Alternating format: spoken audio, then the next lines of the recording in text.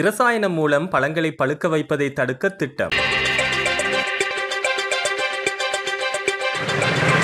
நச்சு இரசாயன பொருட்களை பயன்படுத்தி பழங்களை பழுக்க வைப்பதை தடுப்பதற்கு தேவையான சட்ட ஏற்பாடுகளை அறிமுகப்படுத்த நடவடிக்கை எடுக்கப்படும் என வர்த்தக வாணிப உணவு பாதுகாப்பு மற்றும் கூட்டுறவு அபிவிருத்தி அமைச்சர் வசந்த சமரசிங்க தெரிவித்துள்ளார். நச்சு இரசாயனங்களை பயன்படுத்தி பழுக்க வைக்கப்பட்ட பழங்கள் சந்தையில் விற்பனை செய்யப்படுவது தொடர்பில் நுகர்வோர் விவகார அதிகார சபைக்கு பல முறைப்பாடுகள் கிடைத்துள்ளதாக அவர் சுட்டிக்காட்டியுள்ளார். நுகர்வோர் விவகார அதிகார சபையின் அதிகாரிகளின் பங்கேற்புடன் நடைபெற்ற கலந்துரையாடல் ஒன்றின் போதே அமைச்சர் வசந்த சமரசிங்க இதனை தெரிவித்துள்ளார். வாழைப்பழம், மாம்பழம் மற்றும் பப்பாசி பழம் போன்றவற்றுக்கு இவ்வாறான நச்சு இரசாயனங்களை பயன்படுத்துவது சமூகத்தில் பெரும் பிரச்சனையாக மாறியுள்ளதாக குறிப்பிட்ட அமைச்சர் அடுத்த கட்டமாக இவ்வாறான நச்சு இரசாயனங்களை பயன்படுத்தும் இடங்களை சோதனையிட நடவடிக்கை எடுக்கப்படும் என்றும் கூறியுள்ளார். தகுந்த விழிப்புணர்வுகள் ஏற்படுத்தப்பட்டுள்ள நிலையிலும் வியாபாரிகள் இந்த முறையை தொடர்ந்து முன்னெடுத்துச் சென்றால் அவர்களுக்கு எதிராக வழக்கு தொடர நடவடிக்கை எடுக்கப்படும் என்றும் அமைச்சர் குறிப்பிட்டுள்ளார்.